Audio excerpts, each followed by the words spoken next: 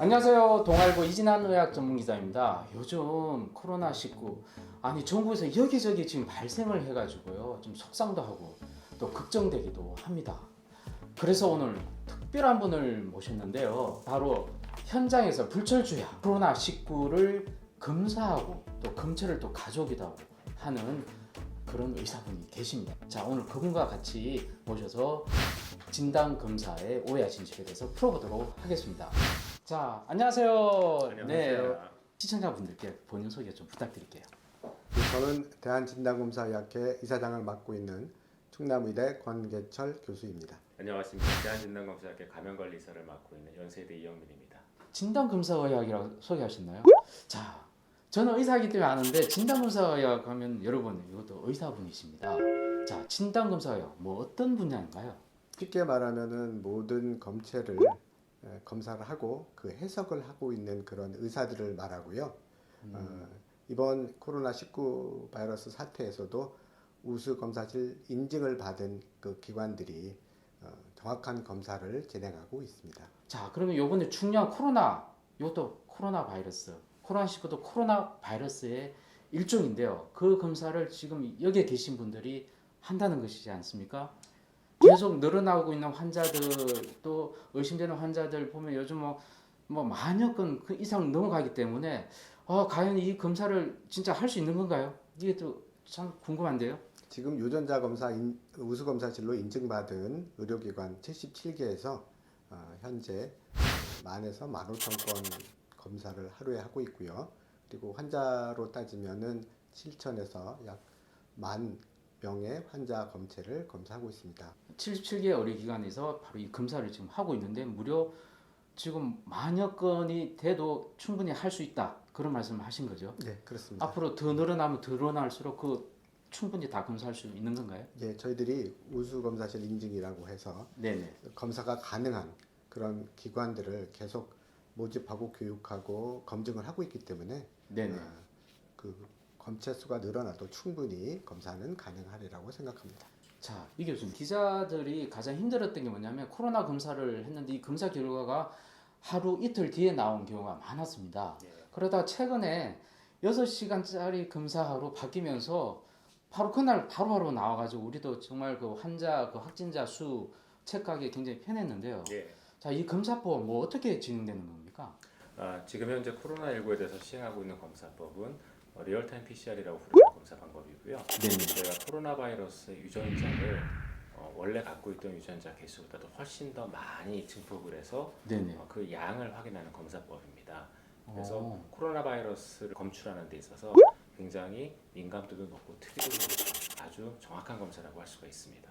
자, 우리 이흥인 교수님께서 RT-PCR, 리얼타임 PCR이라는 용어를 쓰면서 이 검사를 한다라고 하셔서 6시간 만에 바로 나올 수 있는 결과인데 아주 미세하고 아주 눈에 보이지도 않는 그 바이러스의 특정 부위를 정폭한다는 게 가능한 건가요? 기존에 질병관리본부에서 검사하던 그런 검사는 코로나 바이러스 전체를 다 증폭한 다음에 특정 부위를 연기설 하나씩 검사하는 방법이었기 때문에 시간이 이렇게 많이 걸렸고요. 이번에 RT-PCR이라는 검사는 코로나19 바이러스가 갖고 있는 꼭 이 부분만 있으면 코로나19 바이러스라고 말할 수 있는 부위만 특정하게 수백만 배 증폭을 해서 이거 형광을 붙인 다음에요.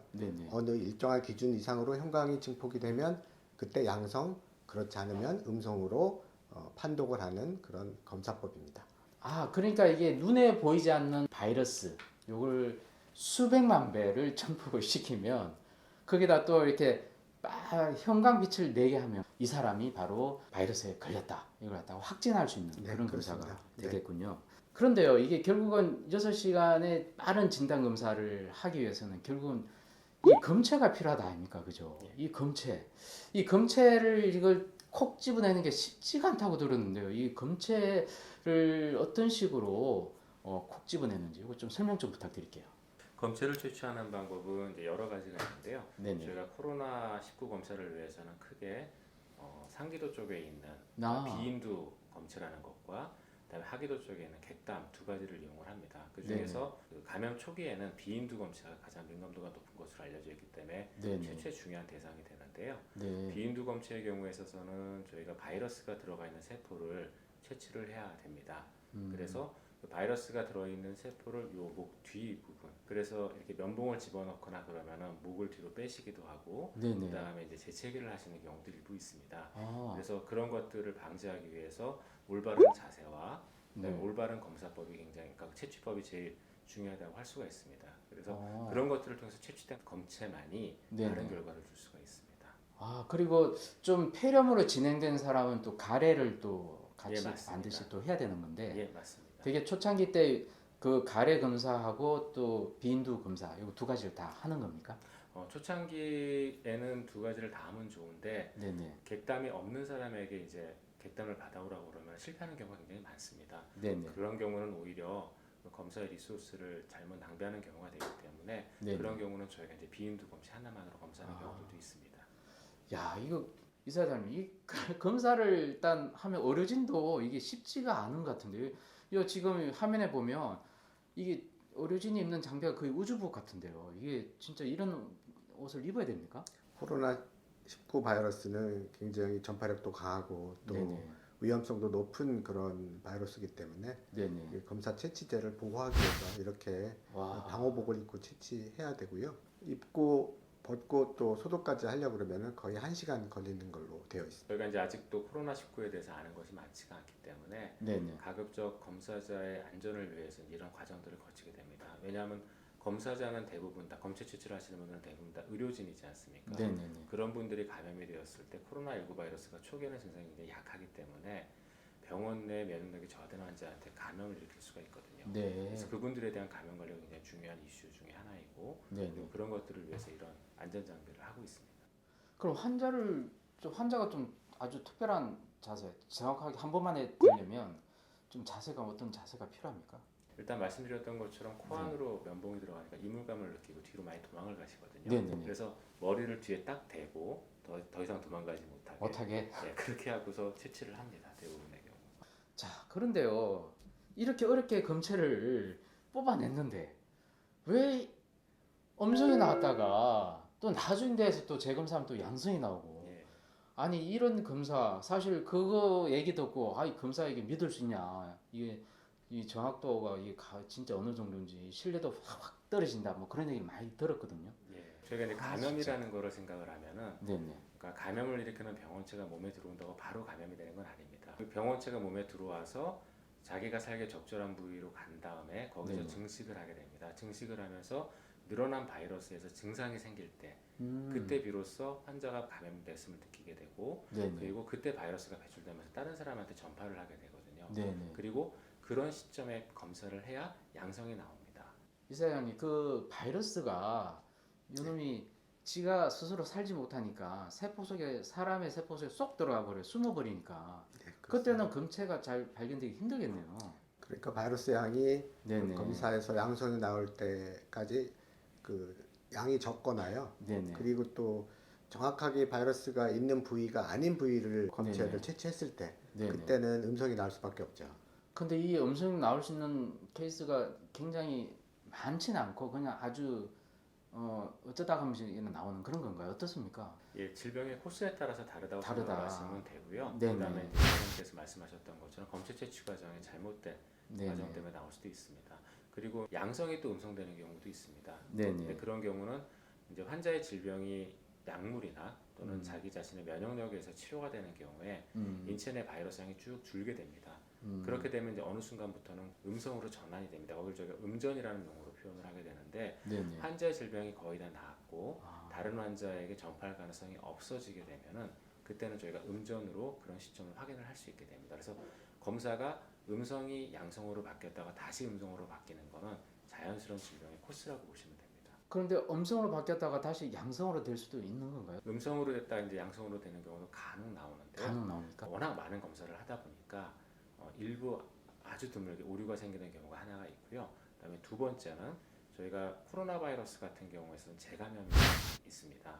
그래서 코로나 바이러스는 워낙 변이가 심한 바이러스이다 보니까 아. 감염이 되고 다 나았다고 생각을 했는데 재감염이 되는 경우가 있고요. 네네. 마지막은 환자의 면역력 때문에 코로나 바이러스가 완전히 다 죽었다고 생각을 하고 나갔는데 다시 이후에 퇴원한 뒤에 면역력이 나빠지면서 다시 올라오는 경우들이 있습니다. 아, 그런 네. 경우는 저희가 이제 리액티베이션, 재활성화라고 얘기를 하거든요. 네네. 그래서 이러한 다양한 경우들이 있기 때문에 네네. 운전되었던 검사 결과가 양성으로 나오는 경우도 있을 수는 있습니다. 아, 그러면 이 검사에 대해서 이게 음성 나왔다고 안심하기도 그렇고 좀 되게 불안한 느낌 드는데요. 아니, 불안하지는 않습니다. 않습니까? 저희가 질병의 코스에 따라서 나와야 되는 경우에 나오지 않은 경우는 네네. 당연히 잠복기나 이런 네. 시기에 해당되는 걸로 해석하시면 되고요. 네네. 그런 경우는 이제 며칠 뒤에 다시 검사를 해보신다던가 네. 증상이 조금 더 심해지면 검사를 해보신다던가 음. 이러시면 될 것 같고요. 아, 여기 또 임상과 같이 맞물려 가지고 네, 검사를 하기 때문에 좀 안심하고 검사 네. 결과를 믿어도 된다 이렇게 예, 이해하면 맞습니다. 됩니까? 또 이 교수님, 그 최근에요, 저한테 지금 많이 문의가 들어와요. 진단 예. 키트 30분 만에 예. 진단할 수 있다. 또 어떤 데는 뭐 1시간 내에 진단할 수 있다. 네. 지금 6시간 안에 진단되는 거지 않습니까? 네. 근데 무려 1시간이면 정말 빨리 진단되는 검사가 올 수 있는데 왜 그런 검사 빨리 안 받아들이고 예. 6시간만 그렇게 고집하는 겁니까? 대체? 그러니까 저희가 검사에 걸리는 시간을 6시간이라고 말씀을 드리지만 그건 네네. 이제 보수적으로 잡은 거고요. 네네. 실제로 지금 저희가 사용하고 있는 검사법의 경우에 있어서는 핵산 추출이라는 과정과 실제 검사 과정을 합쳐서 3시간 정도의 시간이 소요가 됩니다. 아, 근데 말씀 주신 이제 30분, 1시간에 검출할 수 있는 방법도 가능은 하겠지만 이런 방법들의 가장 큰 문제점은 충분한 임상 평가를 거치지 못한 방법들입니다. 지금 현재 저희가 쓰고 있는 방법들 같은 경우에는 이 방법들을 실험실적인 어떤 기법만 응용을 해서 만들어낸 게 아니라 아주 짧은 시간 안에 저희 대한건강검사의학회와 질병관리본부가 교차 평가를 통해서 임상적인 성능을 평가를 하고 그다음에 실제 의료기관에서도 그 키트를 사용해서 제대로 검사하고 있는지를 임상검사 정도관리협회에서 평가를 하고 쓰는 검사법들이거든요. 근데 말씀하신 그런 검사법들이 그렇게 좋은 성능을 보일 수 있는 물론 가능성도 있겠지만 네네. 실제로 임상 평가가 되어 있지 않은 키트들이기 때문에 네네. 지금 바로 사용하기는 어려움이 있습니다. 지금까지 알려진 그 검사 방법으로는 RT-PCR이 가장 민감하고 특이적이다라고 알려져 있는데요. 네네. 30분 만에 나오거나 1시간 만에 나오는 검사법도 있을 수가 있습니다. 그러나 그런 검사법은 RT-PCR 방법이 아니고요. 일반적으로 그 소위 말하는 신속 검사라는 이름으로 쓰이는 검사들은 위양성과 위음승률이 굉장히 높습니다. 아, 그러니까 정확하게 나올 수 있는 게 굉장히 좀 떨어진다. 네. 뭐 아시겠지만 양성이라든지 음성이라든지 이러한 검사 결과가 사회에 미치는 영향이 크기 때문에 다소 시간이 걸리더라도 가장 민감하고 특이적인 검사법을 사용하는 것이 좋을 것 같습니다. 저희 학회는 검사를 전문으로 하고 있는 전문의들이 모인 기관으로서 국가적 재난을 극복하기 위해서 정확하고 신속하고 신뢰도가 높은 검사를 계속 공급하여 이러한 재난을 극복하는 데 기여를 하도록 열심히 노력하겠습니다. 자, 이렇게 코로나19 검사가 어떻게 이루어진지 알아봤는데요. 왜 음성이 나왔다가 양성으로 나온 여러 가지 우리가 좀 오해가 됐던 부분이 좀 어느 정도 풀린 것 같습니다. 자, 그리고 더 중요한 거는 이 코로나 지금 확산되고 있지만 우리가 손 씻기나 또 기침, 애절 그리고 또 몸이 아픈 사람은 마스크를 꼭 끼는 이런 기본적인 개인 생활 수칙만 지키면 충분히 예방할 수 있고요. 여튼 이 일선에서 지금 의사분이십니다. 진단검사의학과의 전문의 분들이 현장에서 이렇게 계속 굉장히 노력을 많이 하고 밤을 새다시피 하면서 여러분들 검사 결과를 세상에 알리고 있습니다. 자, 이분들 위해서 다 같이 한번 화이팅 한번 외치도록 하겠습니다. 자, 다 함께 한번 할까요? 하나, 둘, 셋. 화이팅!